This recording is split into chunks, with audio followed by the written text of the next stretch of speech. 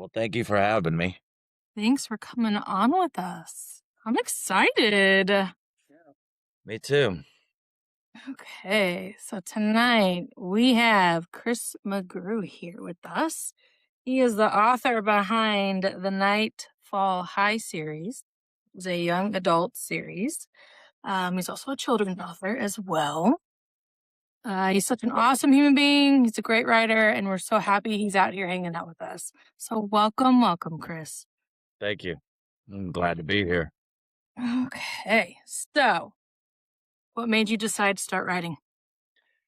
Well, I've always enjoyed telling stories. My kids were young. I used to tell them stories. I used to just make up stuff when they for bedtime, and um, so I was like, you know what? It's time that I just start putting these down on paper and see what I can do with them. And so I wrote my first one for Zaylen, which was my children's book. Mhm. Which those of you who do not know, Alicia is my daughter. She is my firstborn, my oldest. She's my baby. Um, Her firstborn son, Zaylen, I wrote Detective Foxglove and the Missing Moonlight. I wrote that for him. Um, I wanted him to have something special when he grew up to say that, that his name was in a book. So I wanted that to be, a special bond with him because um, Alicia lives far away from me. We're about 900 and something miles apart. So I don't get to see them very often, other than through FaceTime. Yeah. Um, so I wanted to do that. I wanted to make that special, and I wanted to basically just see if I could do it.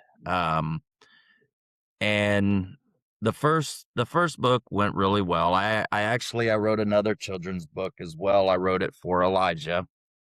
Mhm. Um, I just have not had that one published yet. Uh, and then I got into writing Nightfall High.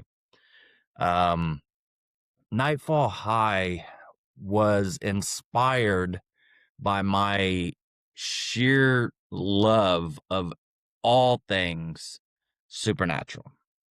Yeah. So, I grew up watching all kinds of vampire shows, just horror movies.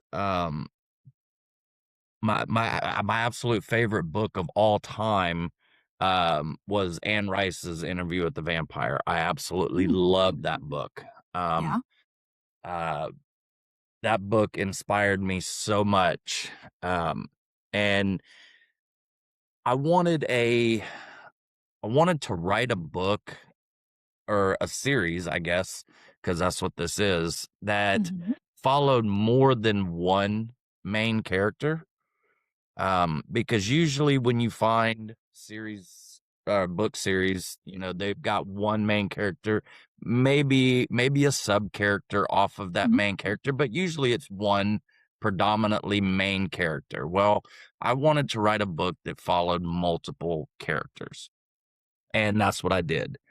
Um, Now I won't lie, Valentina is kind of the leader of the four, Right. but um they all four have pretty equal um reign throughout the entire book. Um they're all four in every chapter of the book. I did not leave them out of any chapter of this book. And so far in book two, I think I'm up to chapter 11 now, Mhm. writing that one, and they haven't been none of them have been left out of that book either. So out of any chapter. Cool. So it's it's been a really, really fun process. That's awesome. So, what is your writing process like? Do you have a favorite part, a least favorite part? What's that look like for you? Well, what I do is, and I actually got this writing style, believe it or not, from NCIS. I love NCIS. I love watching that show. One of the characters on that show, he was a writer. Mhm. And what he did on that show, he actually said that something that made sense to me. You know, when you are trying to first start writing, you have a blurb page. Mhm. Okay. And basically what that blurb page is you just sit down and write every word that pops into your head. Just write it out on Yeah. paper. And what that does is that kind of gets your mind thinking, okay, what do I want to come up with next? And then I sit down and I just start writing. I try, and it's been actually really fun writing this series because I've been able to envision myself in the series. So I can see the characters as I'm writing it. Um, and I'm sitting there and I'm just pounding away on the keyboard. And the next thing I know, I'm 10, 12, 14 chapters in. And I'm like, whoa, Yeah. this has only been a week. Yeah. And um, now that's just raw writing. It took a Right. lot to edit afterwards because, again, you know, my thoughts they kind of run astray and go awry all the time. So Sure. sometimes I have to rein myself back in and I'm like, whoa, what was I thinking here? I'm like, well, why did I go off on this tangent? And then I've got to backpedal and I'm like, okay, so then I got to straighten myself back out and I got to put it back in order. Um, but it's that's kind of how I go about my writing. You know, I start out with my blurb page, Yeah. um, where I just write anything and everything that pops into my head. Every single word that pops into my head, I put down on Word. And then when I'm done, I delete that and I start writing. Um, so Cool. That sounds like a lot of fun. Gotta get your thoughts out there because if you don't, then I feel like it makes you more organized if you just get it all out there in front of you and then you can take it from there and you can see where it's gonna take you. Like if most, you've got it out, it's right there in front of you. So I think that's pretty cool. most definitely, yes, it's definitely a process, and it's been a learning process for me too, being that this has been my first actual novel that I wrote. So Yeah. Yeah. So when after you do the little blurb thing, do you at that point is everything plotted out or you're just like, okay, here's some keywords, I'm gonna wing it from here? I kind of have a storyline in my Mhm. mind on what I want to start, and then I kind of just let it flow from there. Cool. I don't like to I don't like to plot out each and every single chapter. Yeah. Okay, this chapter is going to do this, this chapter is going to do this. No, I just see where my imagination is going to take me. And by the time that I'm done, then I'm like, oh wow, I thought of that. So Surprise um yourself, huh? I do. I do. I surprise myself all the time. That's awesome. I love it. So and I like I said, this series has been absolutely one of the most surreal things that I've ever done because I mean I've read books before that I've gotten like really involved in, but I've never been able to submerge myself into a book Yeah. the way that I have writing this book. Yeah. It's So awesome.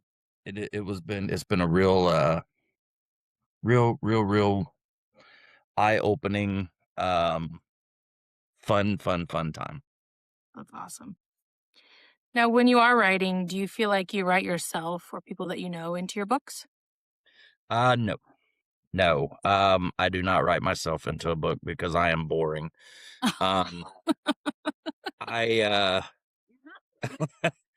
um, I I tend to kind of take key things off of shows and stories and things that I've read long time ago, way in my past, and I kind of try to bring them out in a new way and refresh them.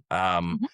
Uh, and by me saying that, let me preface this: I never, ever, ever steal anybody's anything. I don't put down exactly what something was. I use maybe an idea and then I run with an idea. Yeah, Um, but uh, but no, I do not write myself or anybody else that I know in my stories. cool. Okay. So how did you come up with the idea for the Nightfall High series? Well, again, that goes back to my love for everything supernatural. I actually, when I started out, I wanted to do because I'm a zombie fanatic. Okay, I love anything and everything zombie. I was a huge Walking Dead nerd. Um, I've watched every Walking Dead episode or show that has ever been put out. Watched The Talking Dead all the time. Um, I um, I loved everything about it. And when I first when I first started writing the story, it wasn't about four different monsters going to high school. Um it wasn't even remotely close to that. I wanted to do something in the zombie genre. And then I'm like starting down this path and I'm writing and I'm writing, I'm writing. I'm like, man, this is really starting to sound like The Walking Dead. And I'm like, I can't do this. So I nixed all of that. I got probably two chapters into it and I'm like, this really, really, really sounds like, I'm it sounds too much like The Walking Dead. And I'm like, I can't put something like that out there. So I went back and I said, okay, I said, here's what I want to do. I said, I want to make um, a storyline that is viable, that has multiple characters that people could really relate to. And so I was like, okay, so what are my favorite things? I was like, well, I love vampires. Okay. Uh, So I was like, okay, so that's going to be the center point of it all. So I started out with Valentina and I was like, well, I don't want it to just be one vampire because like I said, I wanted multiple characters to be the center point of my book. So I was like, okay, so what else can we do? And then I was like, you know what? I'm just going to borrow this from like Hotel Transylvania. And I said, let's do a mummy and let's do a werewolf. And then I was like, what else can I use? I said, I don't want to use Frankenstein because that would just be, too much like that. And I was like, well, what else can I use? I was like, okay, so let's spitballing. Those gargoyles? No. And then something hit me. It was like, use a goblin. I'm like, oh my gosh, I'm going to use a goblin. I'm going to put a goblin in my story. So, Giblet came about. And, so that's kind of how it started. And, um, I wanted them to, um, and I'm slowly but surely have plans to build each one of their backstories in the prologues of my future books. Like book two, um, the entire prologue is the backstory of Valentina. Um, it talks about her, how she grows up in a uh, in a vampire household that is um kind of like vampire royalty. They are the elite of the elite vampires, and she was raised to be a strategist, among excuse me, above anything. She was raised um to play chess while everybody else was playing checkers. Um, and that's kind of where I've gone with that. But if that tells you a little bit about Valentina, I mean, she is a freshman coming into she's coming into Nightfall High as a freshman, and most freshmen when they come in, to a new school, they come in timid. They don't want to be seen. They don't want to be they want to hide in a corner, and they want to stay um out of sight. Well, not Valentina. Okay, Valentina walks right up to the elite, which is led by Serafina, and you know she just the confrontation just starts right away, and it's just absolutely captivating. That's awesome. I think one of my favorite lines that I have, and hang on, I've got to actually find it so I don't misquote myself in here, but it's right in chapter 1. Oh my goodness. I should have had this prepared earlier, but I didn't. Oh yeah. So Serafina says to Valentina, okay, so Serafina stepped closer to Valentina, entering into her personal space without hesitation. And she says, confidence is expensive here. Make sure that you can afford it. Valentina met her gaze without questioning, and says, I always pay my debts. So, I mean, that right there, that is just sheer confidence from a freshman talking to an upperclassman.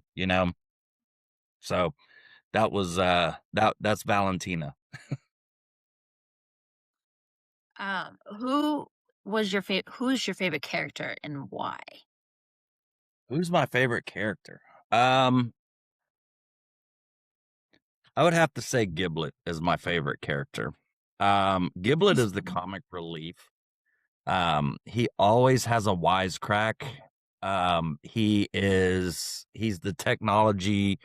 uh, the technology guru. So I guess I mean, I guess in kind of a way, I guess I did put myself in there.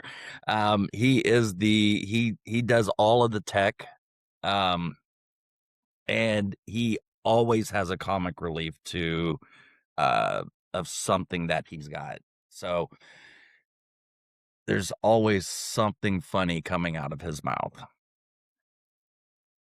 I And think he I was fun. would as well. So yeah, he's he's like the comedy of the group. Yeah. Uh, Yes. when writing, do you feel the emotions and feelings your characters are going through? And if so, how do you process that after you're done writing that scene? Uh, I do. Like I said before, I have been completely immersed in this book series. So every single um every single page that I've written, every scene that I've written, I've actually can visualize and see the scene. So how do I cope with things? Well, so far it's a story. And I'm not gonna give any spoilers away. So um there is a huge cliffhanger at the end of book 1, to draw you into book 2. Um, but nothing major happens in book 1. Not gonna get too much into detail on book 2. But Alicia, I've told you a couple of things that I have processed about book 2 and what on some things that I was thinking about doing. And I did it. So And I did it. it happened. So but I'm not done. So there's one more coming in book 2. So yeah, I mean, if that's kind of as cryptic as I can be on that. Alrighty. Which character was the most fun to write, and then the one that was the most challenging to write? The most challenging character to write was Grimscale. Because Grimscale's a dragonborn. He is a dragonborn half-breed. And I'm not very I guess I'm not a very big dragon type person, so writing him and trying to get his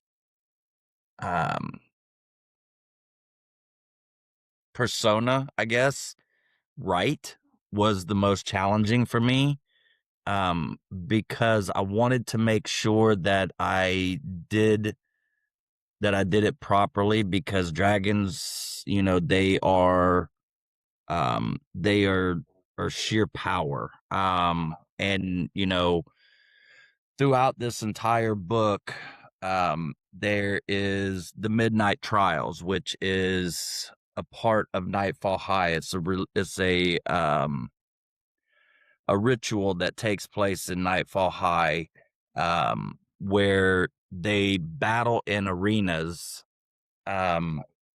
against, against bots, and they try to test their strength, their poise, their critical thinking, all of that, and trying to get Grimscale to write him to the perfect dragonborn character that I could was probably my biggest challenge. The funnest character to write, again, that has to be Giblet, just because of his wittiness. He is, he's just, he's just the comic relief. He's into everything, and I mean, he's a little 3-foot goblin that is, gets into everything and has a wisecrack about everything that comes about. So, I mean, that's Giblet. Yeah, he's a lot of fun. I liked him. Yeah, I think he's like my favorite character out of the whole book. Yeah, he was fun. What types of tropes would we expect to see out of your books? You're gonna have to help me with that. What's a trope?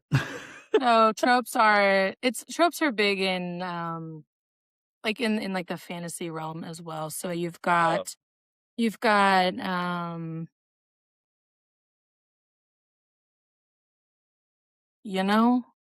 my mind goes straight to dark romance, and that is not appropriate for this book at all. So like Yeah, this is definitely not a dark romance. no. Not even in any way, shape, or form. Although there is a romance that brews in Yeah. this story.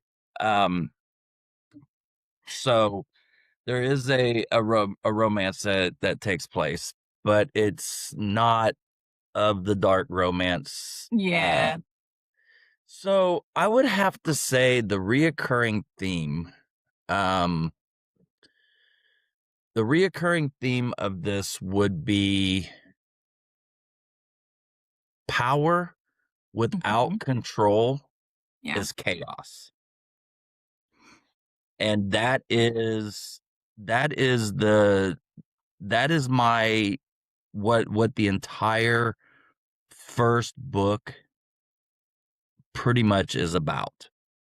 Controlling your power, um because I mean these students have, I mean, they have superhuman powers, Mhm. and they they live in an altered dimension inside of the human world where humans have no idea that, well, most humans have no idea that they are there. Um, and trying to control their power and trying to control their animalistic desires, to hunt, to feed, um, is probably one of the reoccurring themes that I have in there. So I'm guessing that's what you mean by a trope. Yeah. Yeah. The power dynamic can be a trope, all of that. The academy, the magical academy, that's a trope as well. So Okay. things like that. They don't just have to be for dark romance All right. or Well, good. romance in general. I have not had any desire to write a dark romance or any sort of like major romance stuff. Yeah. I don't know where I'm going when these 5 books are done. I don't know what I'm gonna do next. Yeah. So got to get through these 5 first. Um, that's my plan. First book is called Lines Drawn. Um, and book 2, I already have the title of that. It's called War Rising. Um, because and I've leaked this on Facebook and everywhere. I've put the prologue out there, so everybody knows.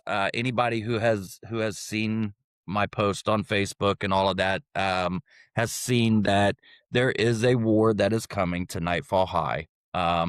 There's a society of humans who, over the ancient times, over hundreds of years, have studied and hunted rogue monsters who crossed over the dimensional veil and feasted and hunted humans for sport. Um, where villages just disappear overnight. Um, Travelers go missing on the roadside.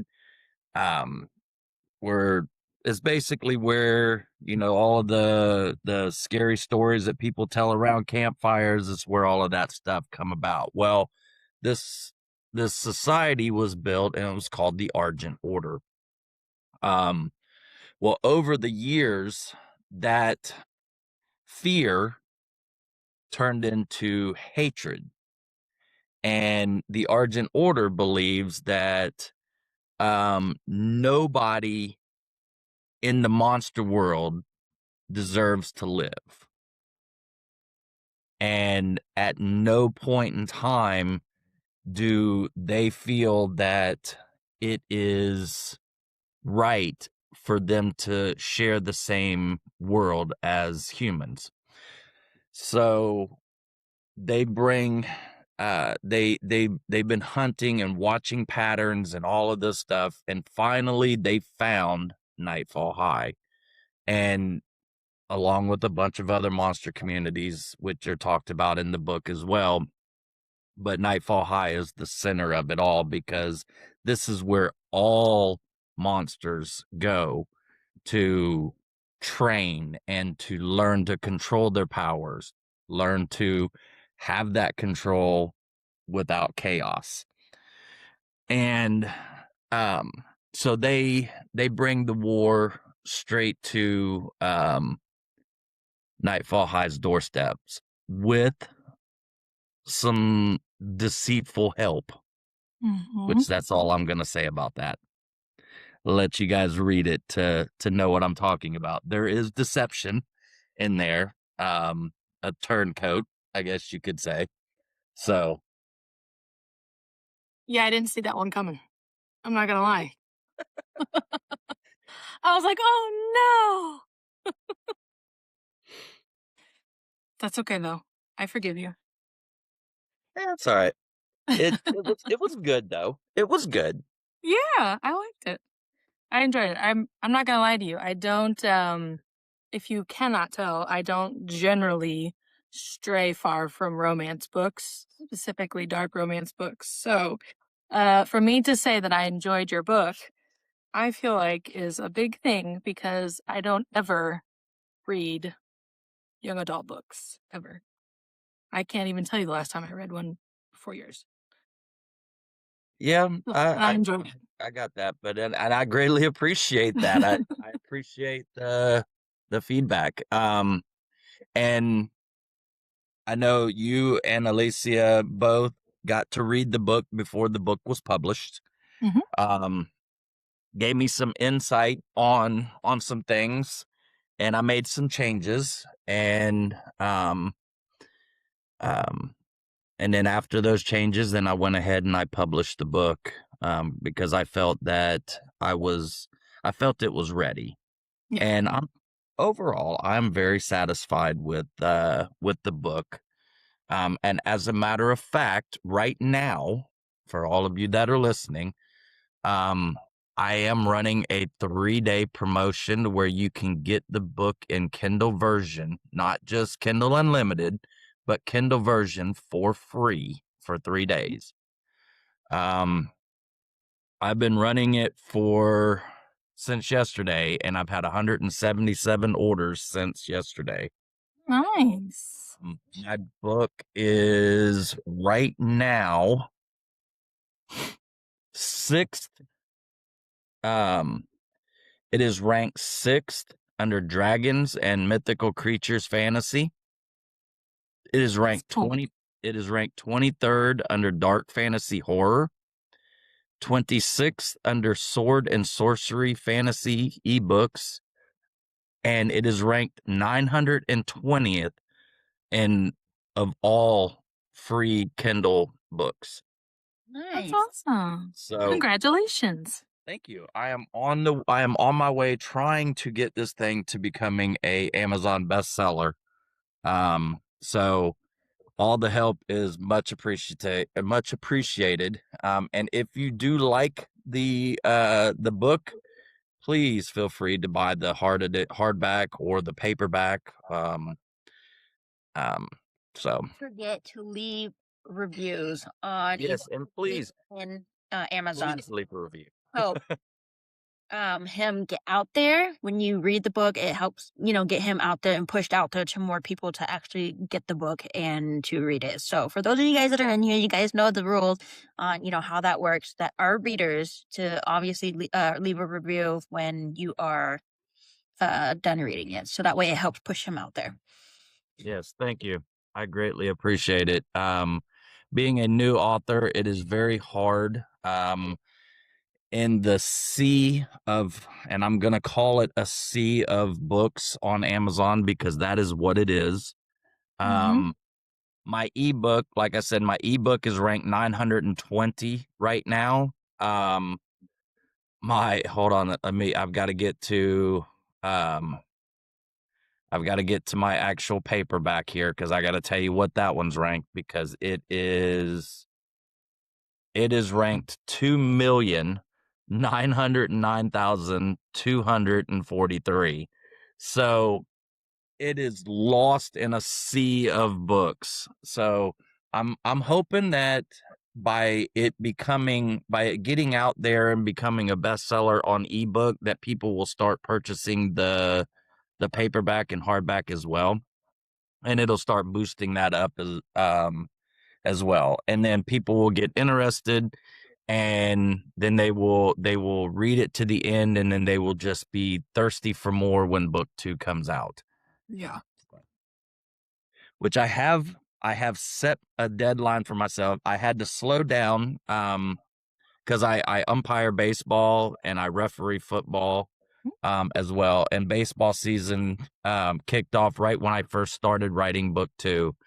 And so I've been working baseball almost every night. And I actually, Thursday night, next Thursday, I have a tournament game that I'm working for, a state championship game.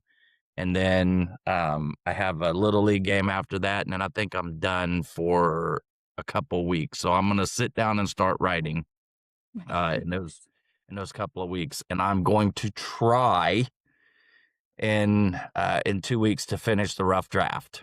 Don't know if I can.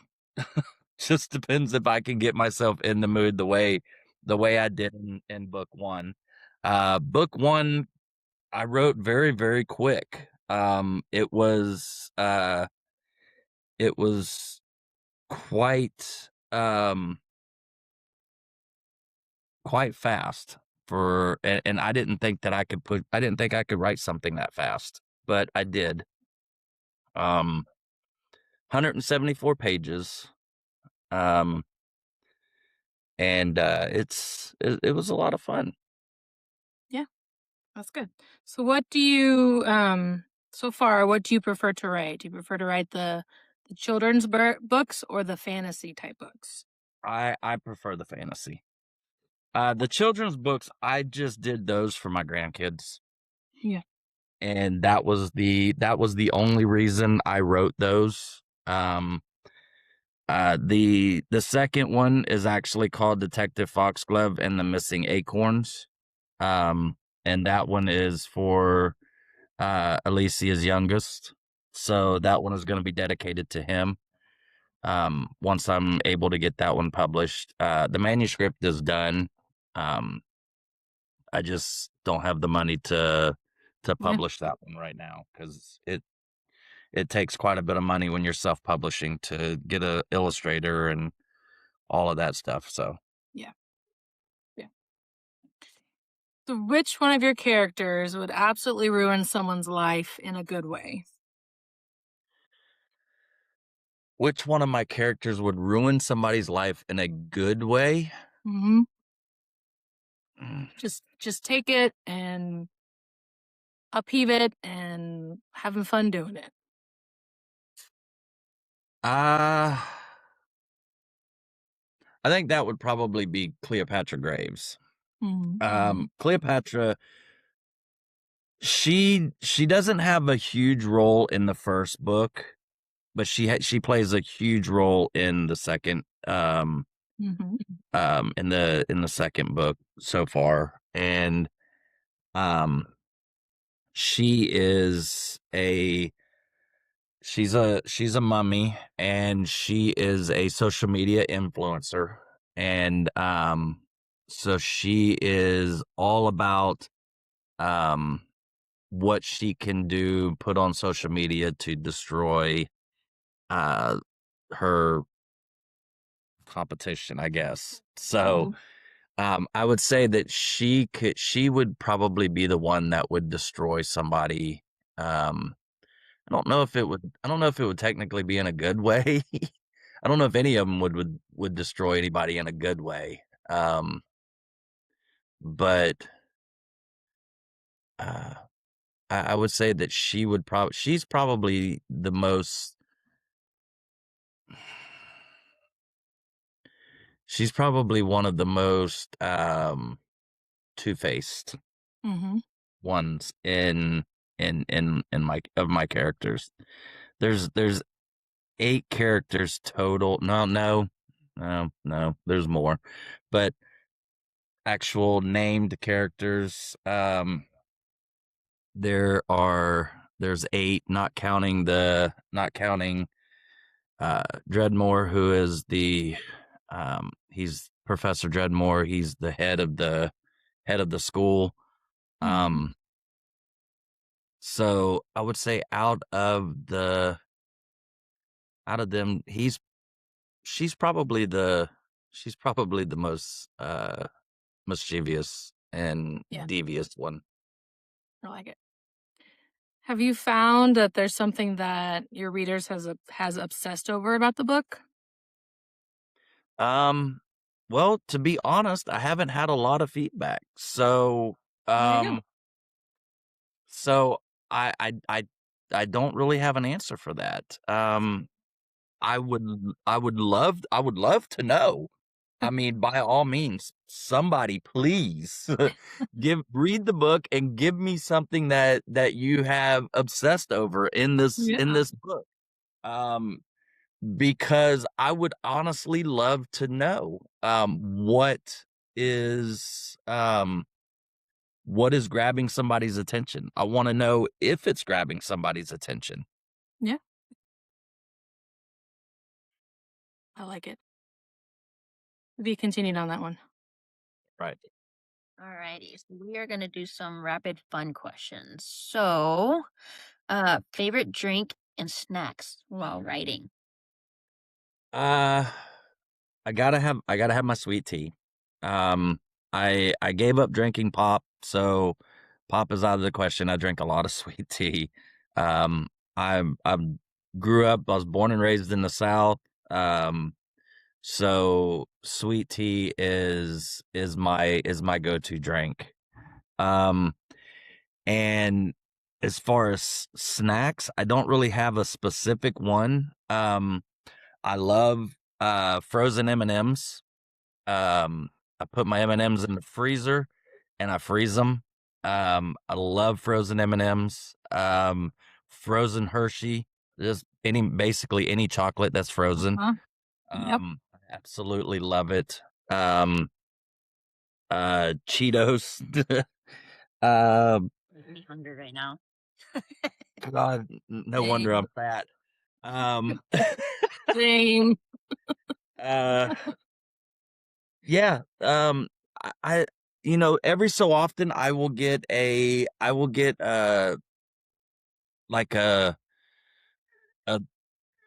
hankering for something sweet and sour. So I will get like some Sour Patch Kids um or it maybe even some Warheads or Crybabies, something like that. That and the really those really big sweet tarts. Oh yeah. You know, the really big ones that come Yeah. 4 in a pack. Yeah. Love those things. I can My sit there and son eat is them. gonna love them. Every time I go to the gas station, he wants to grab them. And I'm like, Yeah. you're such a strange child that that's out of all the candy here, that's the one you pick.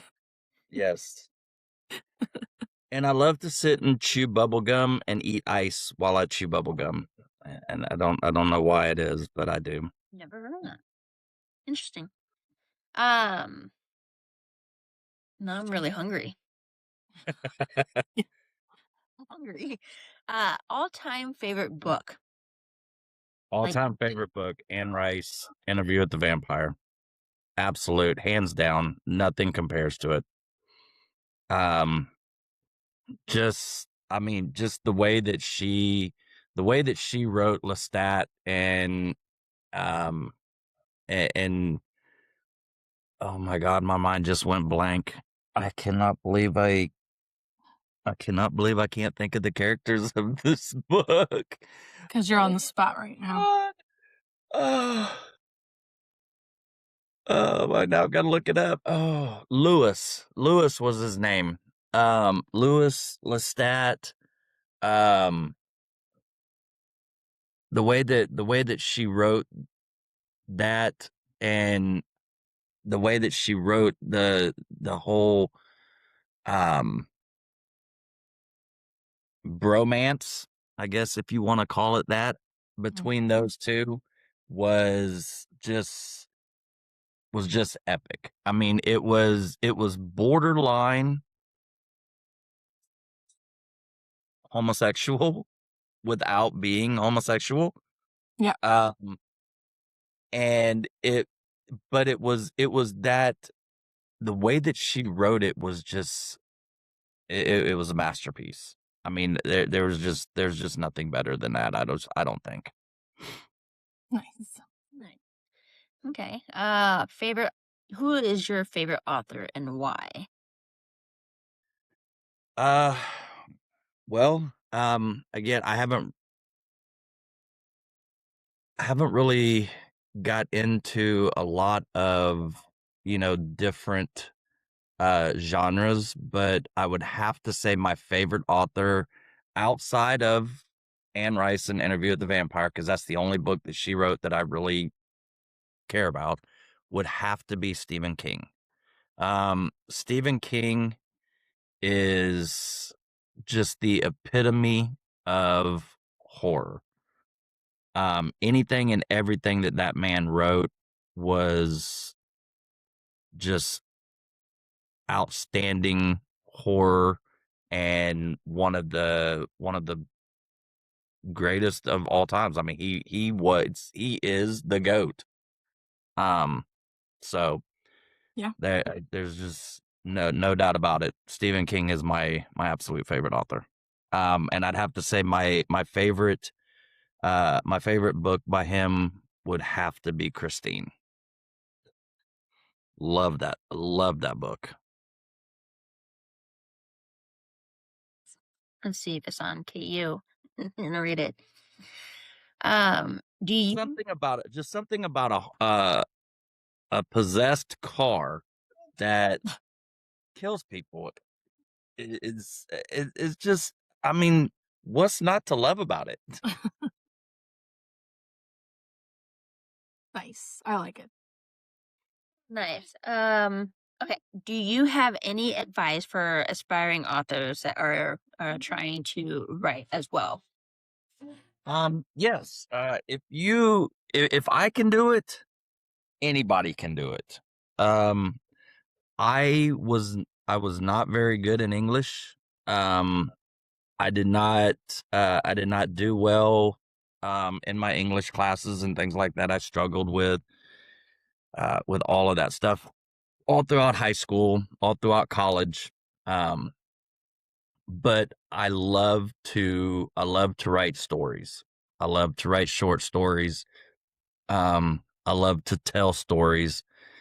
Um, Mainly, I guess I can bullshit anybody, I guess.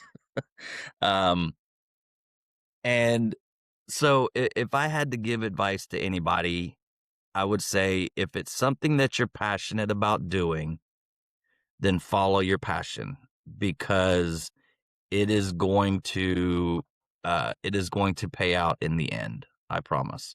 I mean, look at me. I never thought that I would be a published author, and I've got 2 books published. So, Got that one. yep. Alrighty. Working on book 3. We're super excited for that one. If your books became movies, who would you cast as your main characters? Oh my gosh. I would want honestly, I would want nobodies to do it, because I would want to give that opportunity to people that nobody knows. I would want to give them the opportunity to shine, and instead of giving it to somebody who has already made a career and is living in a mansion somewhere and doesn't need to, be in my movie or whatever. Not that my book is ever going to become a movie, um, but yeah, I would say, I have books that that have books out and actually like doing like movies for like for example The Housemaid is out and then we're coming there's like a dark romance movie that's coming out. It's like a Lights Out. So there's people that are getting their books as movies. So that would be kind of cool, especially seeing like the Nightfall High coming out as as a movie. And of course casting people that are like becoming as new actors. And kind of like finding like an acting gig to get out there. And I think that would be a really great movie to watch. Especially with everything that's going on in the book, gonna like, catch people's attention because obviously, Twilight was like was a book first and then it became a movie. So I'm pretty excited if it does come out as a movie. So you never know. Yeah, I mean, that would be pretty cool. But it would. One could hope. It takes time, but I mean, eventually it Takes will. time. Well, I promise you, if it does, you never have to worry about anything again in your life because I will take care of you. I love that. Okay. So, I hear that you have an exciting announcement to make. Would you like to share that with us? Which is the exciting announcement that you called me yesterday on. Oh yes. My book was selected out of 500 books to be sold in store in a European store. It is called Waterstone bookstores. But I'm working with my publisher right now to get the first 100 copies sent to them to be sold in store. That's awesome.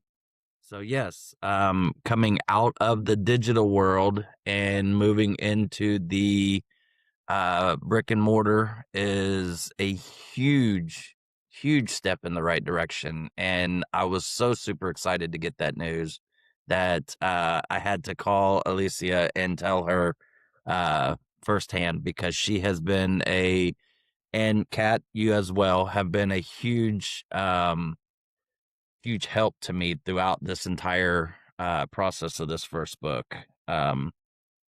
So yeah, that is. I'm excited. That's really cool. Yes. Okay. Do you have any plans for audiobooks? I don't. I haven't thought about it. I mean, I wouldn't mind turning these into an audiobook. But I mean, I don't know how I would go about doing it because there's so many different characters and I wouldn't want one voice narrating everything. So I would want multiple voices because I just don't think that one monotone voice is going to do this book justice. I think I have like a good male one that would not Corbin, I promise, not him. I think Rob Moria would be a really doing really good with this series, yeah. Really good with with all the male voices because he does have like different voices that he can voice catch for them, and he does like the fantasy type voices. So he does Fourth Ring and everything. So I think he would actually be a really good voice actor for all the males. Yeah, I'd agree with that. He's cool. Yeah, I mean, I'm open to anybody that wants to if they want to try to take it on as a project, by all means, let's talk. I mean, and, it is, of course, it's only like 21 chapters, so it would be like a quick book, for them to actually do. So you could probably set up like a GoFundMe because when doing an audiobook, gets a little pricey because obviously, you have to like make sure you get the manuscripts in, obviously pay for like the voice actors and stuff like that. So most people that are, indie authors, usually get like a GoFundMe page set up, or I can't remember what was the other funding. Kickstarter. And that kind of helps get them, get people to kind of help donate to, get an audiobook going for you with the book. So honestly, I think that would be like a really great idea to do. And that way, most people, and you can do like what, $30, depending on, I don't know how much it would be to get like people to do like the voice acting. So I think that's something that can help you with like looking up for you and kind of like figure out what the prices are so that we can set it up when you sign up for either GoFundMe or Kickstart and set that as your main price. And that way you can, have people kind of like help donate like $30 or whatever to, get the audiobook going for you. Yeah. Well, we can talk about that offline someday. That's I'm all about getting this book out as far as it can reach. Yeah, it's and what's nice about it is that a lot of people actually listen to a lot of audiobooks. So once they get onto the audiobook, people are gonna like start, using like their credit or buy it and basically go from there. That's how most authors are doing, and especially when the sale goes on, they put it for like $2, $3, and that actually gets people to buy it and click, and that way it helps you in the long run of getting more people to listen to the book and reading it as well too. Yeah. Okay. Cool. I like it. So you're working on book 2 right now. I And am. you said there's gonna be 5. Is that what you said in the series? There is. That's my plan. That was when um I did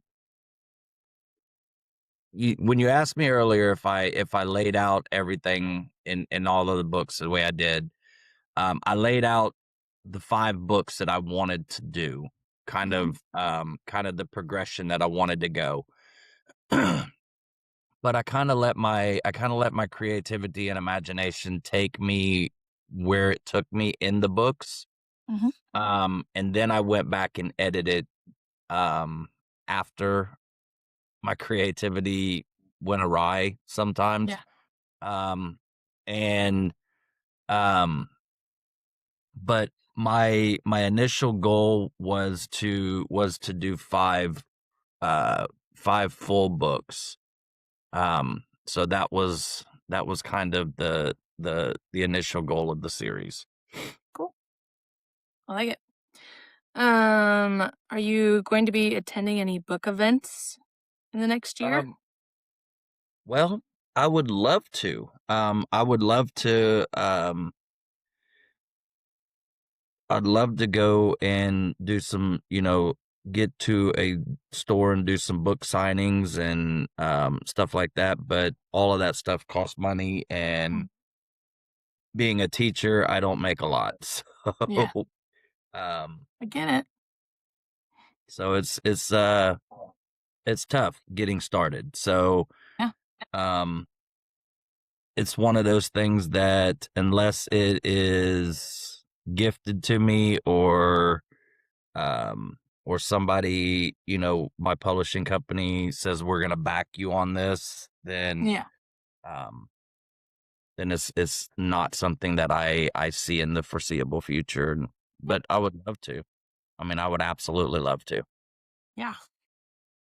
If you ever get to, they're fun and you should do it. But I Oh, I also definitely understand. will. I was shortlisted for what was it? Uh for the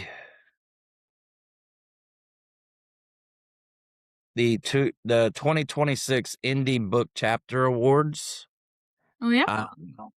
But the cost to get everything in there was more than what I had to Yeah. put in, because I'd spent my entire budget on a marketing campaign. Yeah. So yeah, so I couldn't work, I couldn't do it. So maybe 2027 I can try to get into the indie book awards. Yeah, most definitely. And then maybe we can Stacy from Twisted Trope and see if they're still accepting like authors, but I don't know if they would need to have like books there to sign, like, next year. Yeah. That's usually part of it. Like when you do like a in-person book convention, there's usually a table fee that you have to pay, and then you can do like pre-orders, that you would have the physical book there, but the money would be spent up front by the people getting the book. So yeah, usually you bring stuff to the event that people can buy while they're there. When is that even? Mid-November. Maybe that could work, Dad. I mean, that's in what, Nashville? That's not that far from me. And mid-November is right around Thanksgiving. I get a week off for Thanksgiving break. So Nice. So then maybe like you can kind of like save up and get some like books and everything, and then maybe we talk to, or you can talk to Stacy and see if there's a way you can get them in there. Yeah, I can see. I don't know where they are with the authors, if they're waitlisted yet or not. But never know. yeah, Could be fun. yeah, it could be fun. I like it. I'd love to see this book take off, or this book Yeah. series take off. I really would. Because I mean, I feel that it is an absolute amazing book. Mhm. You know, and I mean, I guess I'm kind of biased because I wrote it, but I think it tells an amazing story, and it keeps you on the edge of your seat the whole time.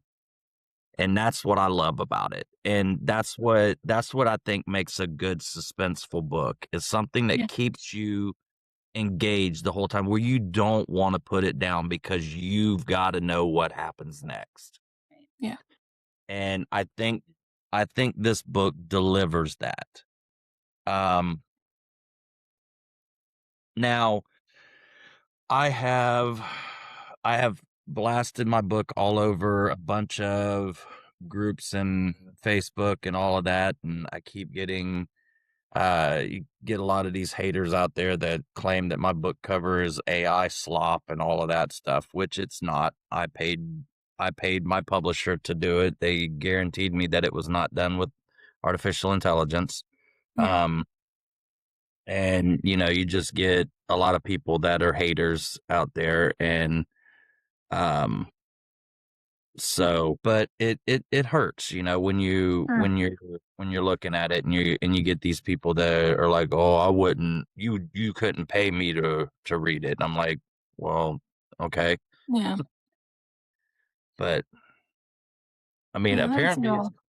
apparently it's doing pretty good, because Yeah. I mean, I've got 180 orders. I mean, it's gone up since we've been talking here. So, Yeah. so I've got 180 orders, and I am now ranked 920. There you go. So I'm moving up. Don't listen to the haters. They're everywhere in the book talk world, and Yes, they are. you can't please everybody, and that's okay. Nothing wrong with that. I just tell them thank you for your opinion and move on. Yep. There's probably going to be a lot of people that are going to like, bash on the book. And I mean, there's a bunch of authors, like even like big time authors, and there's just like, they get all the hate that they can get. And it's just like, well, you're going to have to move on, because there's not much you can do. So, I mean, there's people that loves it, and there's going to be people that are going to hate it.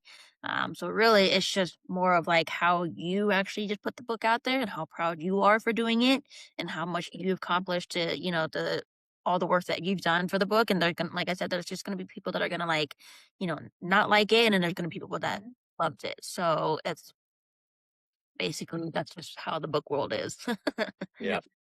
Unfortunately. I love it. Well, that is all the questions that we had for you. I know you're on the East Coast, right? I am. Yeah. It's late there for you. It is. It's well past my bedtime because I'm old.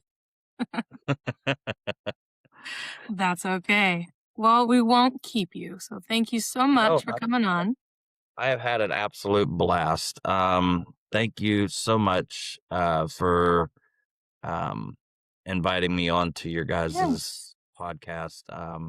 I know outside of the dark romance, so I know it's out of your genre, but I hope that some people who are watching this, or who watch this recap, And I hope that they really decide to get this book and love it. I promise you, if you get this book and you start reading it, you won't put it down until you're done. It is that good. We'll make sure we'll get it uploaded on all of our platforms as well too, as we normally do with all of our interviews, just in case, for those that actually missed it. And we do do clips of clips that we post on all of our social medias as well too, so that we can get people to actually go on our platform that we upload our stuff, like Spotify, and Spotify, YouTube, Apple Podcasts, and that way people can actually watch it there. From there they will be able to go ahead and watch it, and then they can go online and order, and we can put our put like his link on there as well too, just that way people can actually click on the order. Look at And sorry I don't have my video up, guys. It wouldn't let me turn my video on. I would love to have had my video so you guys could see me scrambling around while I'm trying to think, but or fidgeting around while I'm thinking. But but no, I've had an absolute blast. I greatly appreciate you guys doing this for me, and yeah, I hope everybody that watches this buys the book and enjoys it. And please don't forget to leave a review on Amazon. That helps me out tremendously. Awesome. Well, we'll let you go to bed. Bed sounds nice. Right. Yes, I got to get up and go to church tomorrow. So. Awesome. Well, thanks for coming on. We appreciate it. All right. Well, thank you for having me. You are welcome. So we got another interview coming up next Saturday, which is with an actual narrator. If you guys don't have any plans, next Saturday we will have our first narrator interview with Avalon Lee. Excited. That one is at what time? 9:30 Central Time, I think. Our next two ones, I think, are at 9:30 Central. But you guys will see the post on here. We'll definitely be sharing it out, just like how we normally been, and kind of get you guys all up in the room. But yeah, other than that, if I were you guys, go ahead and hop on Amazon and order Nightfall High Line Drawn by Chris McGrew, which he was just in here to interview. If you can't find it, you can definitely send us a message to one of us or the Reading Room After Dark podcast message, and we will get to you and send you the link for his Nightfall High book. This is the first book, and he is writing 4 more series to this. If you have little kids and they love a bedtime story, he also wrote a children's book called Detective Foxglove and the Missing Moonlight, which you will be able to find on Amazon as well too. So it is a really cute book, and my son loves it. So anytime he sees it, he sees the picture on the bag and be like, "Papa, Papa." So, but yeah, definitely get yours. Get your copy, help him out. He is a new author, so he's trying to branch out. And of course, leave reviews when you read it. But yeah, definitely help him out with leaving a review on Amazon and Goodreads and wherever else that you can think of. I don't know any other places that have like books on there, but yeah, that would definitely help him out get his book out there. So, yep, love it. Talk to you later. Bye, everyone.